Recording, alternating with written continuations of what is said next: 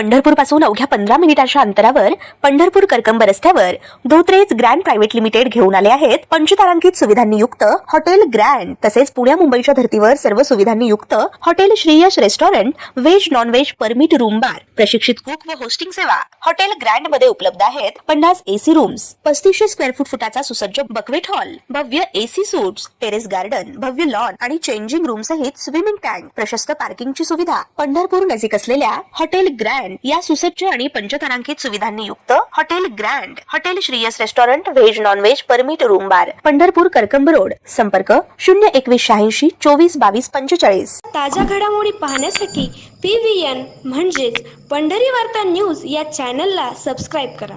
नमस्कार। खरं तर यावर्षी शेतकऱ्यांची चिंता खूप वाढवली होती, ती म्हणजे हवामान विभागाने मार्च महिन्यामध्ये जे अल निनोच्या संकटाचे अंदाज वर्तवले होते आणि त्याच्यामुळं यावर्षी जो पाऊस आहे त्याचं घटणारं प्रमाण 92% ते 88% पाऊस कमी राहील असा एक अंदाज वर्तवलेला होता आणि त्यामुळे शेतकरी मोठ्या चिंतेत होते की यावर्षी नक्की काय होणार। कारण आपण पाहत आलेलो आहे दर 2-3 वर्षांनी एकदा शेतकऱ्यांना दुष्काळाचा फटका सहन करावा लागत आलेला आहे। एकीकडे ज्या कृषी मालाला ज्या मिळणाऱ्या किमती आहेत त्या नेमकं पाऊस काळ झाला की त्या किमती घसरतात आणि दुसरीकडे दर 2-3 वर्षानंतर दुष्काळाचं सावट येतं। यामुळे शेतकरी हा त्याच वर्तुळात फिरत असल्याचं दिसून आलेलं आहे आणि नेमकं यावर्षी जो अल निनोचा अंदाज वर्तवला गेला आणि त्यामुळं पावसाबाबत जी काही शंका व्यक्त केली गेली होती, सुदैवाने मागील काही दिवसामध्ये बंगालच्या उपसागरात निर्माण झालेली जी चक्रीय परिस्थिती आणि अरबी समुद्रात निर्माण झालेला कमी दाबाचा पट्टा याचा एकत्रित परिणाम म्हणून उत्तर महाराष्ट्र, पश्चिम महाराष्ट्र आणि काही भागामध्ये जो काही पाऊस झाला आणि त्याचीच परिणिती म्हणून आज उजनी धरण आपलं 52% गेलेलं आहे। उजनी 52% एकीकडे गेल्याचा आनंद सोलापूर जिल्ह्यातील शेतकरी व्यक्त करीत असताना सोलापूर जिल्ह्याकडे मात्र पावसाने पूर्णतः पाठ फिरवलेली आहे।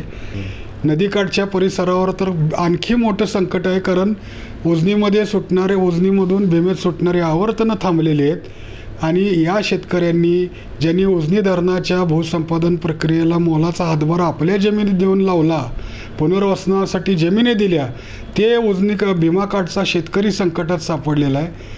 जिल्ह्यातील जो नदीकाठ परिसर आहे तो बहुतांश हा ऊस बागायती किंवा फळपिकांचा परिसर म्हणून समजला जातो आणि तुम्ही बॅरेजेसची भूमिका जशी मांडत आलेला आहेत तसंच सोलापूरला जी दुहेरी पाईपलाईन झालेली आहे त्यामुळं जी परिस्थिती भीमा नदीची बदललेली आहे, त्या भीमा नदीला कालव्याचा दर्जा मिळावा अशी एक मागणी करत आलेला होता आणि आता हीच परिस्थिती समोर आव असून उभा राहिलेली आहे।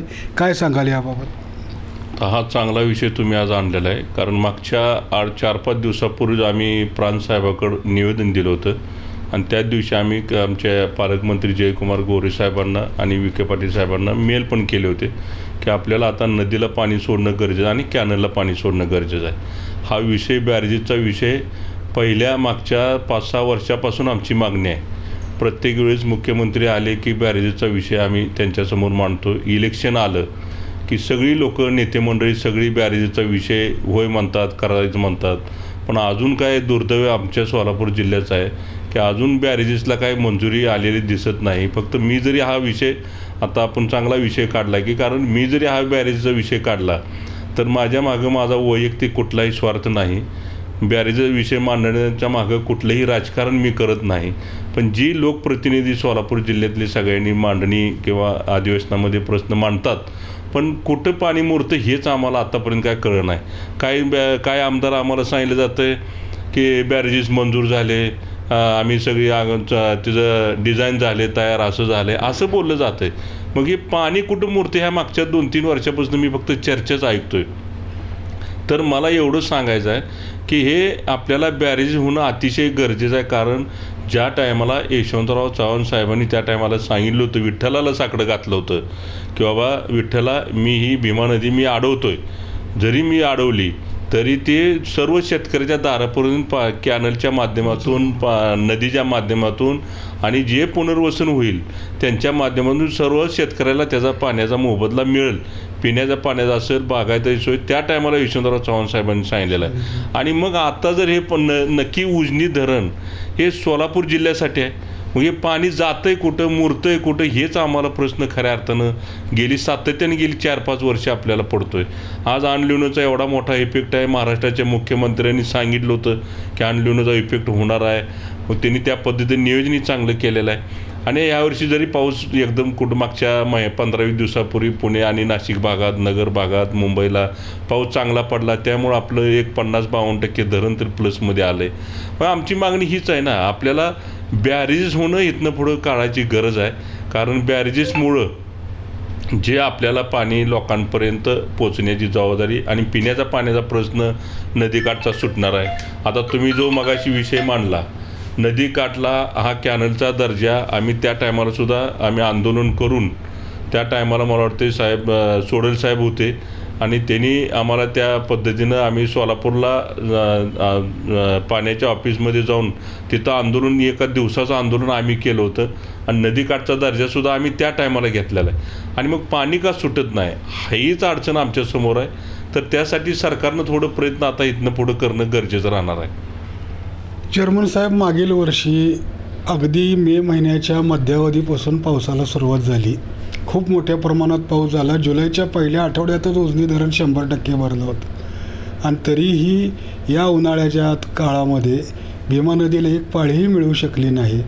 जे काही पाणी सोडलं जातं भीमा नदीत ते आजही केवळ पिण्यासाठी म्हणून सोडलं जातं आणि त्याला सोलापूरची पाणी टंचाई हे सोडण्याचं प्रमुख कारण समजलं जातं. आज या भीमा नदी काठावरील जे शेतकरी आहेत यांच्यासाठी हे कॅनलचे बी लाभार्थी नाहीत आणि भीमा नदी काठ हा भीमा नदीवर अवलंबून आहे. आणि मग अशी परिस्थिती असताना आज भीमा नदीला पाणी सोडणे हे खूप दुरापास्त झालेलं आहे. मुळात उजनीच्या आराखड्यातच भीमा नदीला ही पाणी सोडणं शेतीसाठी म्हणून तरी कुठेही अंतर्भूत नाही. मग ही परिस्थिती असताना आज सोलापूरला दुहेरी पाईपलाईन झालेली आहे. सोलापूरची मागणी कमी झालेली आहे. भीमेचे आवर्तनं गाठणार आहेत. अशा वेळेला या नदीकाठच्या शेतकऱ्यांसाठी म्हणून ह्या जिल्ह्यातील नेत्यांनी एकत्र येत उजनीच्या आराखड्यात बदल करणं आवश्यक आहे. ही सरकारला जाणीव करून देणं गरजेचं आहे असं वाटत. नक्कीच हे खरं आपल्याला आराखड्यामध्ये बदल करून आपल्याला खरंच हा विषय सगळा कुठं मिटतोय तर नदीवर बॅरेजेस झाला आहे का हा सगळा विषय मिटॉप होतो आहे. आम्ही नदीवर भीमा नदीवर आपल्याला जवळजवळ भीमा नदी धरणापासून कर्नाटकच्या बाउंड्रीपर्यंत साधारण माझा अंदाज आहे 16पर्यंत आपले बंधारे आहेत. आणि 16 बंधारे जरी असले तरी आम्ही फक्त सरकारला काय म्हणतोय की एक 4-5 आम्हाला बॅरेजेस मंजुरी करून द्या. 4 जरी बॅरेजेस मंजूर झाले तरी त्याचा प्रश्न बरेच, आता ह्याच्यावर पाण्याचा प्रश्न प्रत्येक तालुक्यामध्ये आहे.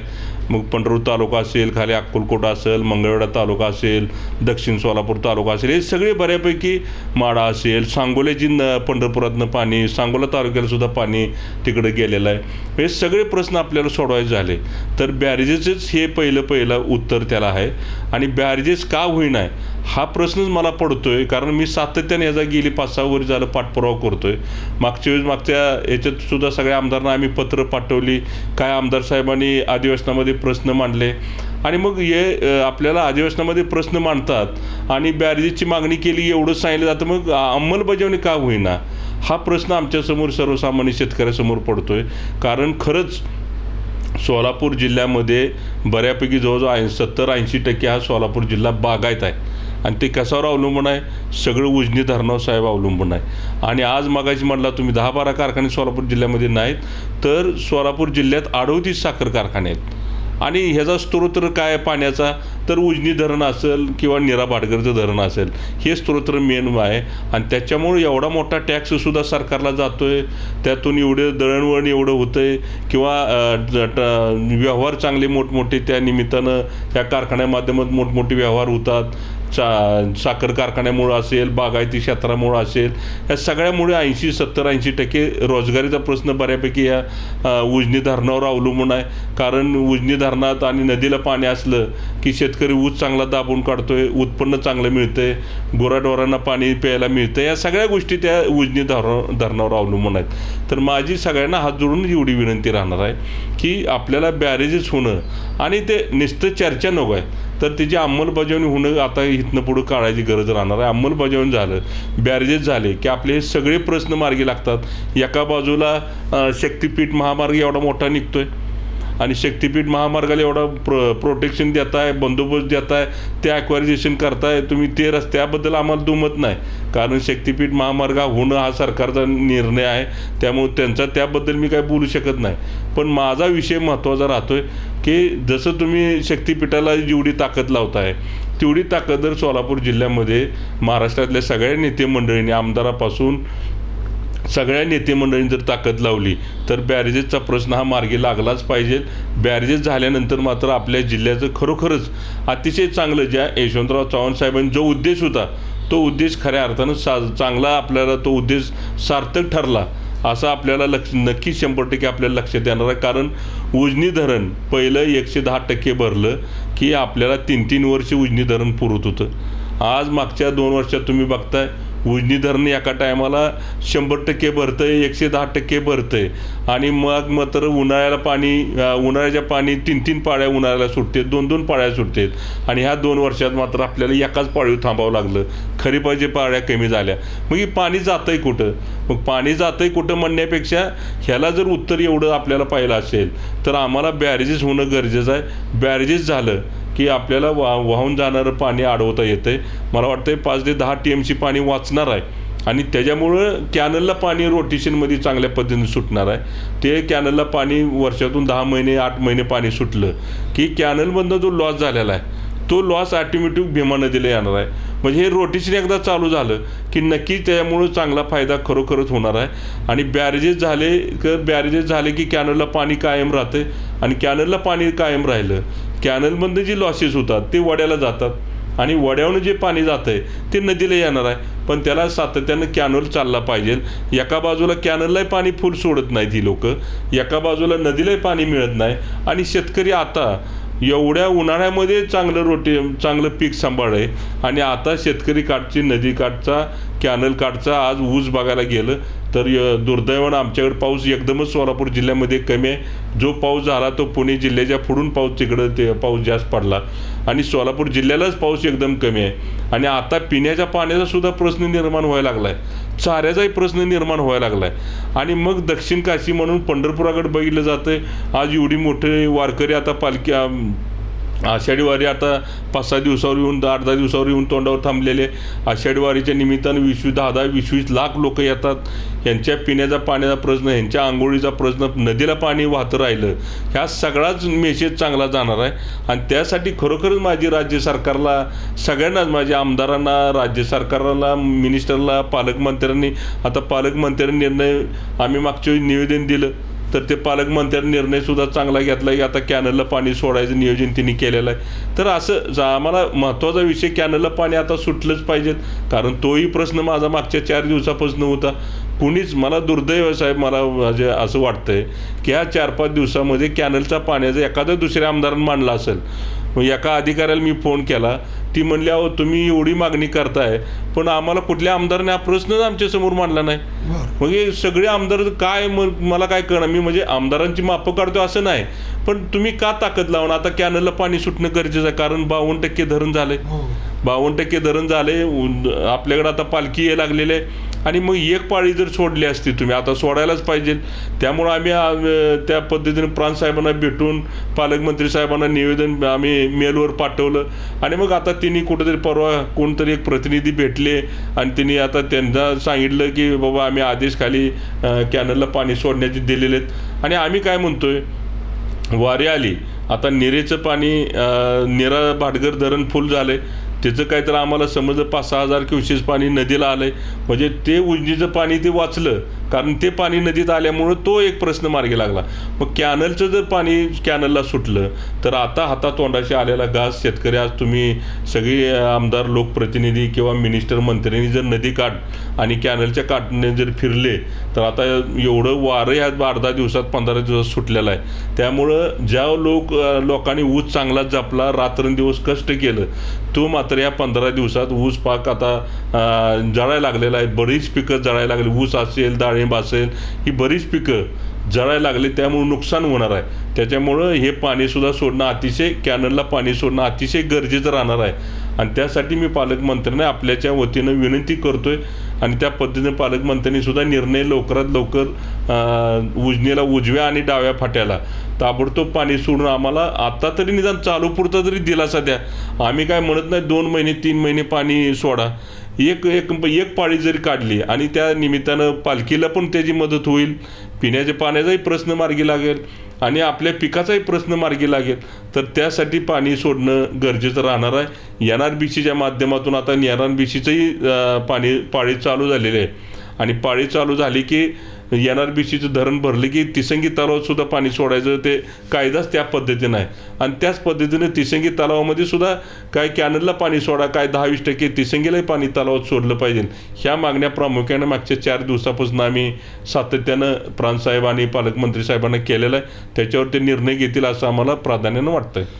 खरं तर उजनी धरणाची निर्मिती स्वर्गीय तत्कालीन मुख्यमंत्री यशवंतराव चव्हाण यांच्या ज्या संकल्पनेतून, ज्या श्रद्धेतून झालेली होती की त्यांनी पांडुरंगाला साकडं घालताना म्हटलं होतं की तुझी चंद्रभागा अडवून मी शेतकऱ्यांच्या दारापर्यंत नेत आहे. खरं तर शेतकऱ्यांच्या दारापर्यंत चंद्रभागा नेताना शेतकऱ्यांनाही खूप मोठा त्याग करावा लागलेला आहे. हजारो हेक्टर जमीन संपादित केली गेली शेतकऱ्यांची.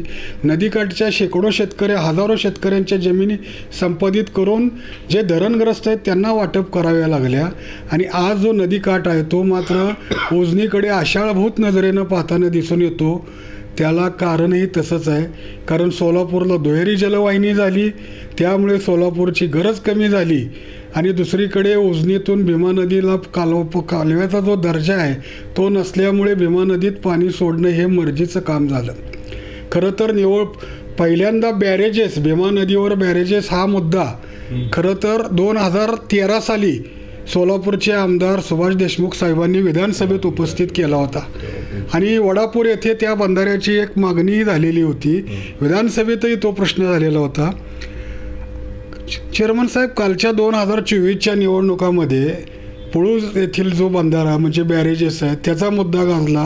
माजी आमदार प्रशांतराव परिचारक, माजी आमदार यशवंत तात्या यांनी बॅरेज निश्चितपणे तिथं पुळूज येथे होईल अशी एक ग्वाही देताना दिसून आले होते. परंतु आज अधिकाऱ्यांकडे चौकशी केल्यानंतर किंवा माहिती घेतल्यानंतर बॅरेजेसचे कुठेही भीमा नदीवर अजून प्रस्ताव नाहीत असं धक्कादायक उत्तर दिलं जातं आहे. काय ह्याच्या मागचं काय हेच आम्हाला लक्षात येईना. आम्ही ज्या आता लोकसभा जाहीर झाली त्या टायमाला सुद्धा आम्ही आदरणीय महाराष्ट्राचे मुख्यमंत्री देवेंद्र फडणवीस साहेबांना काय सोलापूर जिल्ह्यातले सगळे नेते मंडळी जाऊन भेटलो होतो. आम्ही त्यांना एवढाच विषय सांगितला, साहेब आम्हाला फक्त बॅरेजेस द्या, आम्ही काही अडचण नाही, कुठलंही राजकारण नाही याच्यात. बॅरेजेस मंजूर झाले की सगळे प्रश्न आमचे मार्गी लागतात. आता आदरणीय तुम्ही मागायचं नाव घेतलं आमदार महोदयाने बऱ्याच वर्षापासून पाठपुरावा ते करतात. विलासराव देशमुख साहेब मुख्यमंत्री असल्यापासून आपण त्यांचा पाठपुरावा बॅरेजेससाठी आपण मेळाव्यातनं सर्वांना सांगतोय. मागणी सातत्यानं आहे, मोर्चे झाले, नदीत आपण उतरलो, कॅनलमध्ये आपण उतरलो, हे बॅरेजेसच्याच हिशोबानं केलं आहे. पण अजून आणि असं मी कोणतरी बोललं की कोणतरी आमदार म्हणतंय बॅरेजेसचं काम चालू झालं आहे. अरे नुसतं मोठं किंवा असं बोलण्यात जनतेला फसवण्यापेक्षा का होत नाही ह्याचं उत्तर शोधा ना तुम्ही. मग तुम्हाला लोकप्रतिनिधी म्हणून जनतेनं तुम्हाला निवडून दिले आणि मग मी आज आता मुलाखत द्या. आता परवा पेपरला बातमी आली की कुणी जर मी फेसबुकला वाचलं ऐकलं की आता बॅरेजेची कामं चालू होणार आहेत. मग हे असं कशाला आम्ही हे करता. आम्हाला ह्याच्यात राजकारण साहेब करायचं नाही. मग का बॅरेजेस चालू होईना. लोकप्रतिनिधी म्हणून तुम्ही जनतेने तुम्हाला निवडून दिलं आहे, जनतेचे सेवक तुम्ही आहे. बाकीचं एखाद्या अधिकाऱ्याच्या बदली नाही होईना तर अधिवेशनामध्ये प्रश्न मांडताय ह्याला बदली माझ्या सांगण्यावर राजकारण अधिकारी करतात, हे करतात. मग त्याच्यापेक्षा बॅरेजचा विषय जर तुम्ही उचलून धरला सर्व लोकप्रतिनिधींनी सोलापूर जिल्ह्यातल्या तर ह्याच्यापेक्षा जनता सगळ्या लोकप्रतिनिधीला डोक्यावर घेऊन अक्षरशः नाचेल. कारण आज जनतेला बघतोय पिण्याचं पाणीसुद्धा नदीकाठला मिळणं एवढी अवस्था बेकार झाली. आणि मग ह्याचा जर फायदा लोकप्रतिनिधींना घ्यायचा असेल तर खरोखरच जनतेनं तुम्हाला निवडून दिले. कुठल्या पक्षाचा काय आम्ही बोलणार नाही, बघणार नाही, पण जनतेनं तुम्हाला निवडून दिले म्हटल्यानंतर बॅरेजचा विषय सगळ्याच सोलापूर, मी एका आमदाराबद्दल बोलत नाही, सोलापूर जिल्ह्यातल्या सगळ्या आमदारांनी ह्याच्यात एकत्र आलं पाहिजे. सोलापूर जिल्ह्यातल्या सगळ्या आमदारांनी काय एकत्र आलं पाहिजे तर त्यांना कुठल्या ना कुठल्या धोरणातनं नदीवरून जर त्यांना पाणी मिळत असेल, नाहीतर उजवा नाहीतर डाव्या फाट्यावरून जर पाणी मिळत असेल, ते म्हणजे उजनीच्या पाण्याचे लाभधारक आहेत. आणि आपलं काम काय, सर्वसामान्य शेतकऱ्याला पिण्याचं पाणी, चारा आणि शेतीला पाणी मिळालं पाहिजे. ह्या सगळ्या गोष्टी जर आणि हे सगळे सोडवायचे असतील तर ह्याला एकमेव उत्तर आहे बॅरेजेस. बॅरेजेसवर कुठल्याही लोकप्रतिनिधी राजकारण न आणता अंमलबजावणी कशी होईल या 5-6 महिन्यामध्ये, ह्याचं माझं मत आहे. माझे हात जोडून जनतेच्या वतीनं एक सर्वसामान्य नागरिक म्हणून मी आपल्याला सर्वांना विनंती करतोय की ह्या 5-6 महिन्यात बॅरेजेसचा विषय मार्गीच लागला पाहिजे. एवढीच माझी विनंती लोकप्रतिनिधी आणि नेते मंडळीला राहील. एकूणच आता आपण पाहिलं आहे की मोठ्या तळमळीनं चेअरमन साहेबांनी एक आव्हान केलं, विनंती केली, हात जोडून विनंती सर्व नेते मंडळीला केली आहे. मग त्यात सर्वपक्षीय नेते मंडळी आहेत, लोकप्रतिनिधी आहेत, विविध पक्ष संघटनांचे पदाधिकारी आहेत, शेतकरी संघटनांचे देखील पदाधिकारी आहेत. अर्थकारण मजबूत असेल तर राजकारण, समाजकारण किंवा प्रपंचकारण हे नीटनेटकं होऊ शकतं. आज भीमा नदी काठावर शेकडो गावं आहेत आणि या गावातील जे कोणी पक्ष कार्यकर्ते आहेत, संघटनांचे पदाधिकारी आहेत, नेते आहेत, आपलं अर्थकारण जर शेतीवर आहे आणि त्या शेतीला जर पुरेशा प्रमाणात पाणी नाही मिळालं, शेती संकटात सापडली तर आपलं अर्थकारण संकटात सापडणार आहे. आणि यासाठी भीमा नदीवर बॅरेजेस झाले पाहिजे. यासाठी चेअरमन कल्याणराव काळे हे सर्वपक्षीय लोकांना विनंती करतायत. आता ही विनंती आपण किती गंभीरपणे घेणार हे आम्ही निश्चितपणे पाहणार आहोत. आणि आणखी एक मुद्दा की 2024च्या निवडणूक प्रचारामध्ये बॅरेजेसची आश्वासनं भीमा नदीवर दिली जात होती, परंतु आज जर तुम्ही जलसंपदा विभागाकडे जर माहिती घेतली तर बॅरेजेसचे प्रस्तावच कुठले अजून तयार नसल्याचं एक चित्र दिसून येतं आहे. मग ते आश्वासनं एक भलावण होती की निवडणूक प्रचारातला एक मतं केंद्रित करण्याचा मुद्दा होता, याचा विचार देखील आता सर्वांनी करणं गरजेचं झालं आहे. धन्यवाद.